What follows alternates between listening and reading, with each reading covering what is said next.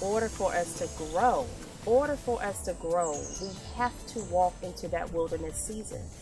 And when I say wilderness has to happen by ourselves. And sometimes the wilderness is out here in the wilderness and you're alone. And then sometimes it's diving off of that diving board and jumping. You have to do it in order to grow.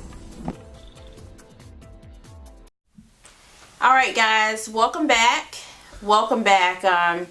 Last week I was able to share with you a little bit of my Sweet Caroline story, and I hope that I was able to touch some of your hearts out there.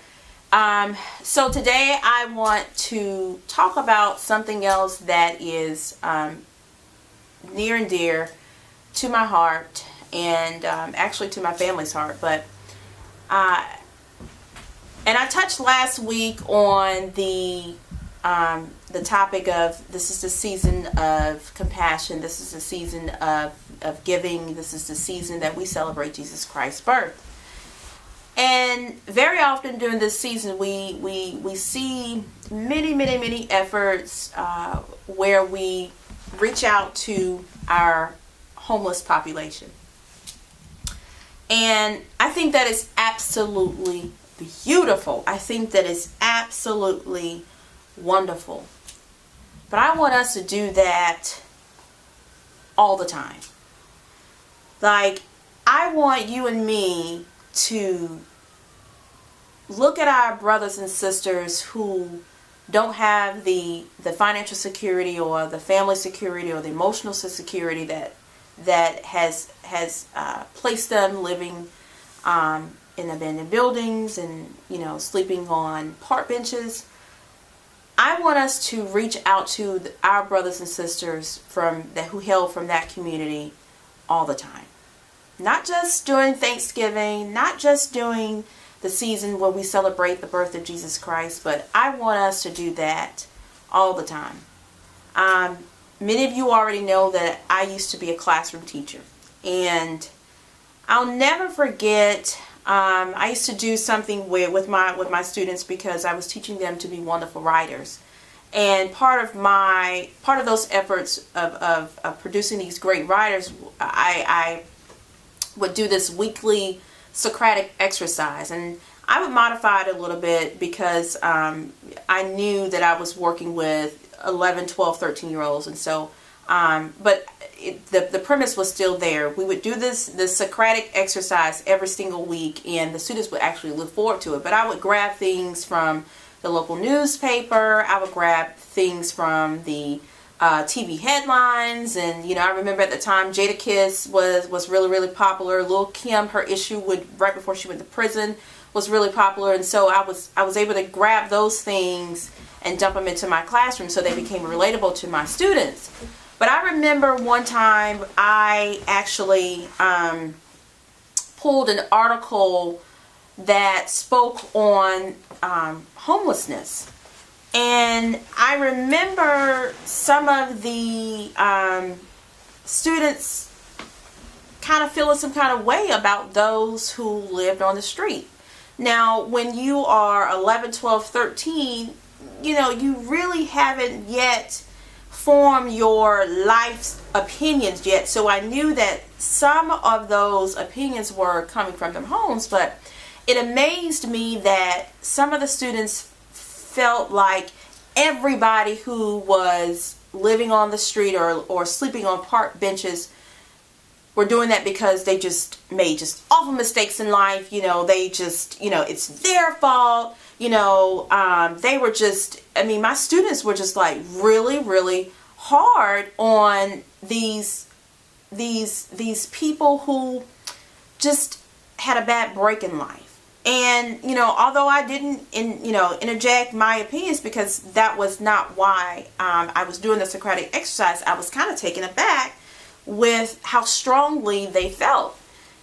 And now that I am an adult, and now that I have my own children and I'm married and, wife's responsibilities, I actually kind of tell my daughters that, we may have this now, but at the end of the day, we're all one mistake away from being on the street ourselves.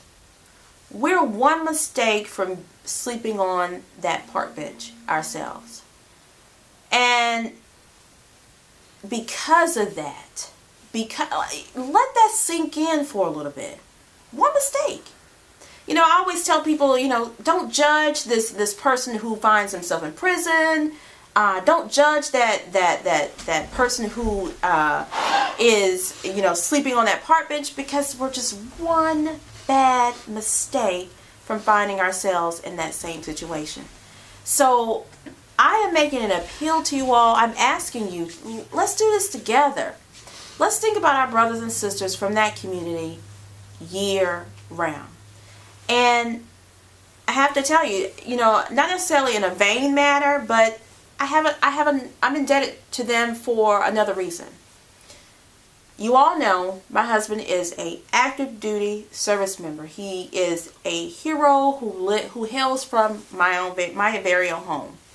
I am so grateful for all of our United States service members who literally have committed their lives to our great nation. And many of our brothers and sisters who are homeless did just the same. That's right. Many of our United States veterans who have traveled this world, who've left their families countless times, they come back, and for some reason, we can say medical, mental, but for some reason they were unable to necessarily get adjusted back to living the life they lived before they decided to commit to this great nation. And so many of our brothers and sisters sleeping in parks, on park benches, once took the oath of committing their lives to our United States military.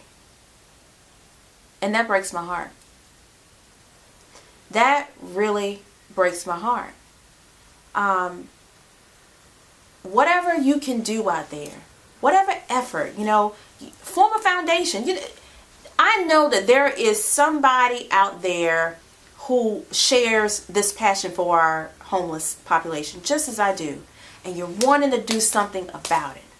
You're wanting to do something about it. My next video, I'm going to talk about that faith thing. Lean on that faith. Go to Jesus Christ and lean on that faith and go do something about it. The thing about it is that, you know, Jesus Christ is the all and end all. Again, we're celebrating his birth in the month of December. So could he just wipe clean homelessness? Of course he can. He can wipe clean. He can wipe it clean. And all of us will be walking around with healthy minds. We will all be gainfully employed. And, you know, we'll be living this earthly bliss, right? So he could literally do that. But Jesus Christ needs what he can do in our lives. He needs more value. And one of the ways that he can place that kind of immeasurable value is for someone like you and me to do it for him. Like, what better way can people see who Jesus Christ is by watching their fellow man? Not this person not this wonderful being that we read about in scripture, but what better way for people really to see Jesus Christ if they saw someone like you or me decide to start a foundation out there whose mission, let's go back to this, whose mission is not for profit, but for purpose. And the purpose is to eradicate homelessness. What better way for people to see Jesus Christ? How many times do we read in the Bible where Jesus says or talks about the poor? And he says, and you know, you find in scripture, you know, faith without works is dead. And I thought about really going into that scripture a little bit, and you know, I still may. another time, but faith without works is dead. I want you to really, really, really read that scripture again, because I feel that that scripture is probably one of the most used and most wrongly used or poorly used scriptures out of the Bible. So I encourage you to read that scripture. Read those 20 verses before it. Read those 20 verses behind it, because you'll find that in that scripture, Jesus Christ talks about the homeless. And he says, using that scripture, how can you say that you're faithful when someone who is poor or someone who's hungry, someone who is without clothing, asks for help and you decide to do nothing? You decide to do nothing. Faith without works is dead. So I want you to read that scripture. Read that scripture and then read 20 verses in front of it and read 20 verses behind it. I promise you it's going to change your life. And you're going to say, aha.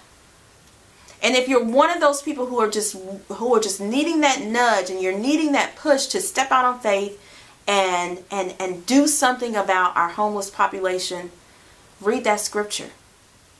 Go to Jesus Christ in prayer, and I'm telling you, if your mission is for purpose and not for profit, he's going to lay everything out for you to make sure that you and I can do something about the homeless population.